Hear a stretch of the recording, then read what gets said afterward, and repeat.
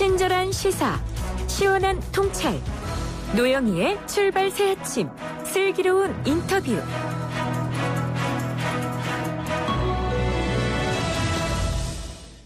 추미애 법무부 장관이 취임 한 달 만에 첫 기자회견을 열었습니다.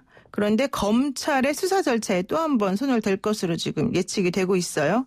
같은 상황에서 수사하는 검찰과 기소하는 검찰을 따로 두자는 방안을 사실은 밝힌 건데요. 무리한 수사를 막기 위해서라는 이런 취지에 대해서 수사 효율성만 떨어뜨리는 거다, 이런 지적을 하는 분들도 있습니다. 자세한 내용 한번 분석해 보도록 하겠습니다.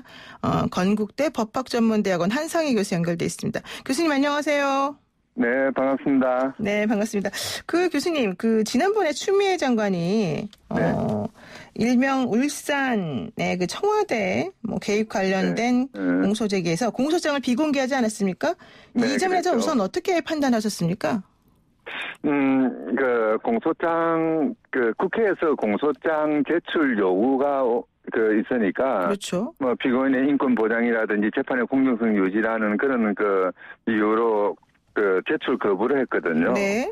사실 무죄 추정을 받을 권리라든지 방어권이라든지 또는 재판이 공정하게 이루어져야 되는 것들은 법무부 장관이 도모해야 되는 당연한 헌법적인 요청이죠. 네. 다만, 사실 이번 같은 경우에는 일반인이 정보 공개 청구 절차에 따라서 요구를 한 것이 아니라 국회의 업무를 수행하기 위해서 자료 제출 요구를 한 것이거든요. 국회정원감정법에 따라서 이루어진 것인데요. 네.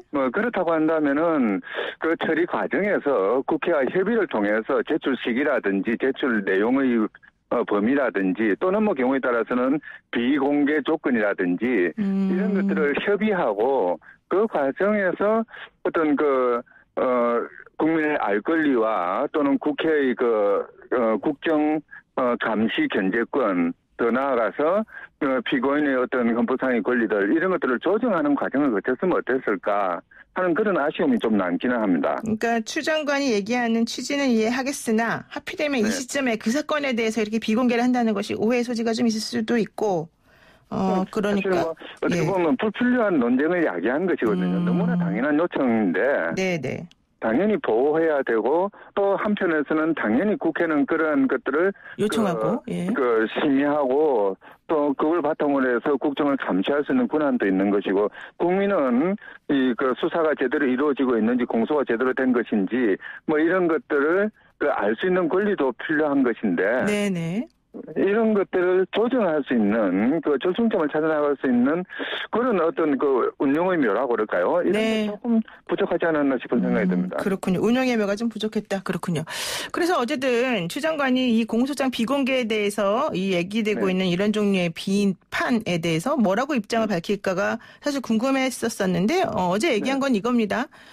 그동안 사실상 간과되어 왔던 헌법상 무죄 추정의 원칙, 형사 피고인의 공정한 재판을 받을 권리, 공판 중심주의, 공소장 일본주의가 실질적으로 지켜질 수 있도록 잘못된 관행을 바로잡기 위한 첫걸음이다. 이렇게 말씀하셨는데 이러한 입장은 어떻게 보세요? 맞다고 보세요? 당연히 그런 피고인의 권리나 재판 공정성을 보장해야 되는데요. 이번에 특이하게 들어간 게 공소장 일본주의라는 말이 들어갔거든요. 그렇죠.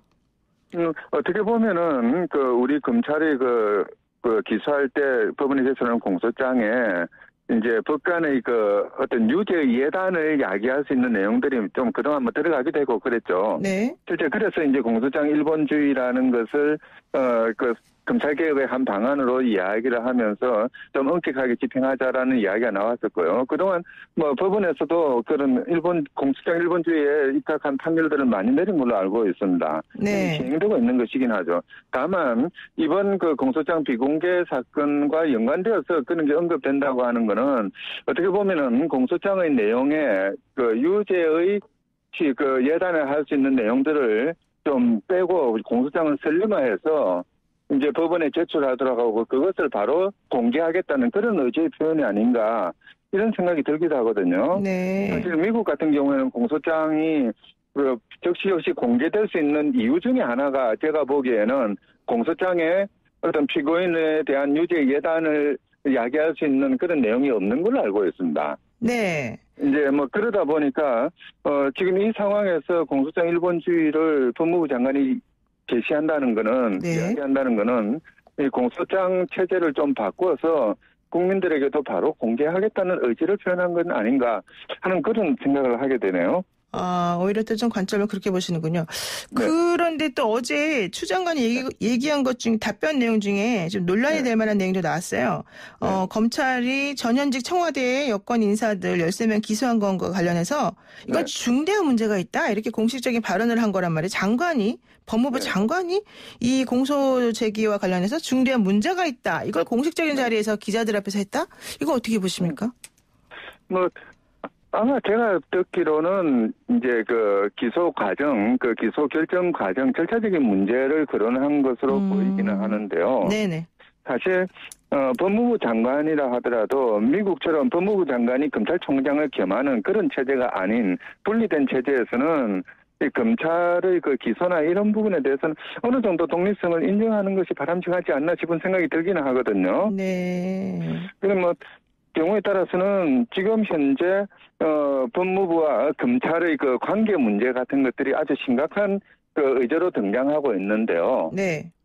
조금 법무부 장관으로서는 어떤 자신의 판단을 먼저 이야기하는 것보다는 네. 검찰과 법무부 또는 검찰총장과 법무부 장관의 관계를 어떻게 정립할 것이냐 하는 그런 부분에 대한 좀 그 범국민적인 의견 수렴 과정이나 또는 수기의 과정들을 거치면서 이야기가 나왔으면 좋겠다는 생각이 듭니다. 그렇군요. 좀 부적절한 부분이 있다 이렇게 좀 보시는군요. 성급하게 이야기함으로써 아까도 말씀드렸습니다만 자꾸 불필요한 논쟁들이 나오게 되는 것 같거든요. 네, 불필요한 논쟁을 야기한다 이렇게 보시네요. 그런데 또 이런 일각에서는 이런 비판도 또 하더라고요. 추미애 장관이 공소장을 비공개하기로 한 근저에는 이번 총선이 있기 때문이다. 즉 예컨대 공소를 제기해놓고 사실 4월 15일 전까지 뭐 재판이 제대로 이루어지지 않을 것 뻔하니까 오히려 공소장만 공개되면서 여권에 불리한 얘기가 계속 언론과 야당 쪽에서 나올 수 있으니까 이걸 막기 위해서 한 거다 이렇게 보시는 입장도 있더라고요. 이런 효과도 있을까요? 뭐 어떻게 보면은 오이밭에서 신발끈 묶지 마라는 이야기하고 똑같은 맥락이 되는 것인데요. 네, 그렇군요. 사실 그 공소장을 공개 문제에 대해서 공소장을 비공개하겠다는 것에 대해서 어떤 그 법무부 장관의 그 결정을 정당화할 수 있는 근거 지을 수 있는 법률적인 근거가 없는 거는 그거는 사실이거든요. 네. 어쨌든 국회에서의 그 정원 감정에 관한 법률에 의해서 자료 제출을 요구를 했는데 그에 대해서 어떠한 이유 해석은 거부하겠다는 것은 조금 세간의 오해를 야기할 수 있는 가능성이 분명히 있는 건 사실이죠. 네.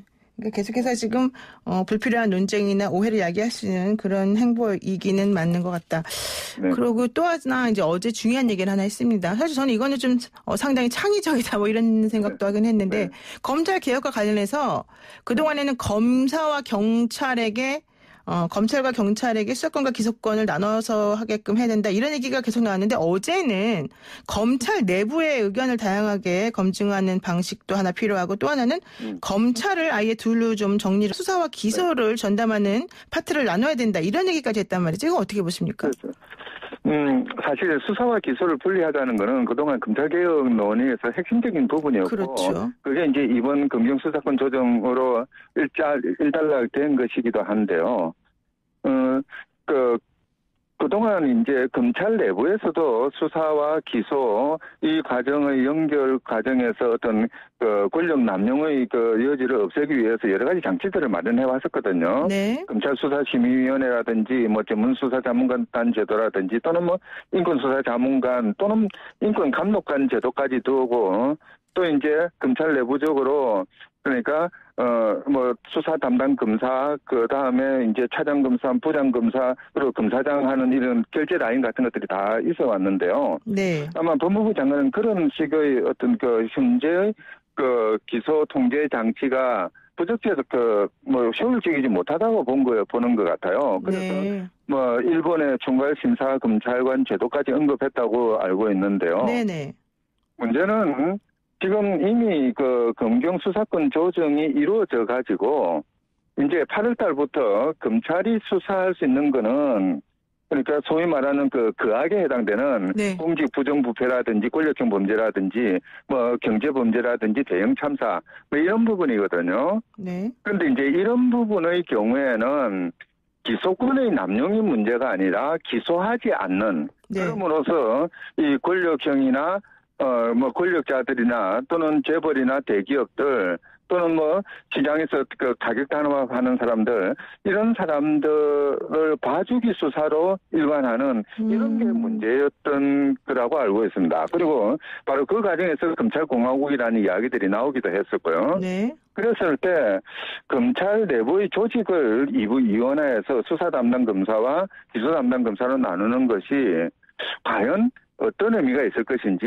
물론 수사와 기소를 구분한다는 분리한다는 점에서는 원론적으로는 찬성할 수 있는 내용이긴 합니다만은 네. 사실 뭐 그렇게 분리되어서 그게 같이 뭐 삼바 사건이라든지 라임 자산 운용 사건이라든지 또는 뭐 세월호 참사 수사라든지 이런 부분에서 그러니까 기소권을 통제하는 수사권을 통제한다는 명분으로 기소권을 통제하는 그런 교각사루의 우를 범할 가능성도 있지 않을까 싶은 걱정이 나오긴 합니다. 아, 그러니까 네. 예, 세부적인 내용에 대해서 이제 좀 더 많은 이야기가 나와야 되긴 하겠습니다만은 이제 8월 이후에 검찰이 행수사권을 가지는 분야가 소위 권력형, 경제형, 대형 참사 네. 뭐 이런 것들인 만큼 그에 대해서는 조금 더 촉구를 하는 과정이 필요하지 않을까 싶은 생각이 들기도 하네요. 그러니까 일각에서는 또 이제 이게 관련된 검사들이 많아지니까 오히려 수사 효율성을 떨어뜨리기도 하고 정당성 논란을 야기할 수 있다. 특히 이번에 청와대를 겨냥한 수사와 관련해서 검찰의 힘을 의도적으로 빼려는 그러한 시도일 수도 있다. 이렇게 이제 보는 입장들이 있던데 이런 가능성도 교수님께서 지금 생각을 하시는 건가요, 그러면? 사실 뭐 그럴 가능성, 그게 이제 정권에 따라서는 그럴 가능성이 나타날 수도 있는 것이죠. 네. 그런데 이제 그것보다 더 중요한 것이 이제 뭐 권력형 범죄도 그렇고 그거는 이제 공수처로 넘어갈 것이니까. 네네. 일단은 뭐 다른 장치가 있다고 할 수 있는데 경제 범죄라든지 사회적인 대형 참사, 뭐 세월호 사건이나 또는 그 가습기 사건 같은 이런 대형 참사가 나타났을 때, 그랬을 때 수사의 효율성과 어떤 기소의 적정성을 보장할 수 있는 장치들, 네. 이런 것들이 그 더불어 보장돼야 될 것 같아요. 네, 알겠습니다. 마지막으로 하나만 여쭤볼게요. 안철수 국민당 창당준비위원장이 범야권하고 연대를 해서 추미애 법무부 장관 탄핵을 추진하겠다 이렇게 얘기했습니다. 네. 추미애 장관에 대한 탄핵 추진까지 필요합니까? 이 상황에서? 그 안철수 위원장님 외부에 오래 계시다 보니까 좀 정무적인 감각이 떨어진 것 같은데요. 그래요? 예. 사실 지금 제일 먼저 제기해야 될 거는 추미애 장관 탄핵 논의가 아니라 사법농단 사건에 연루됐던 법관들에 대한 탄핵 논의가 먼저 제기돼야 되는 것이죠. 네. 그 아주 중요한 부분을 놓치고 있는 것 같은데요. 그와 더불어서 뭐 추미애 장관의 어떤 검찰 개혁이 어떻게 보면 조금 전격 대작전식으로 네. 조금 그렇게 급박하게 이루어지고 있는 측면도 있긴 합니다만은, 네. 그러나 그거에 헌법과 법률에 중대하게 위반되었다는 이 탄핵 사유에 해당되는 거는 조금 생각을 해봐야 될 겁니다. 아, 실제 필요한 거는 네. 검찰 개혁이라는 시대적 과제를 어떻게 효과적으로 수행할 것이냐. 네. 이 부분에 대해서 이제 야당이나 또는 뭐 그에 관련된 정치인이라고 한다면은 네. 비판적인 관점에서 협조하는 그런 노력이 필요하지 않을까 싶은 생각이 들거든요. 네, 그렇군요. 알겠습니다. 네. 예, 오늘 말씀 여기까지 듣겠습니다. 고맙습니다. 네, 감사합니다. 네, 지금까지 건국대 법학전문대학원 한상희 교수였습니다.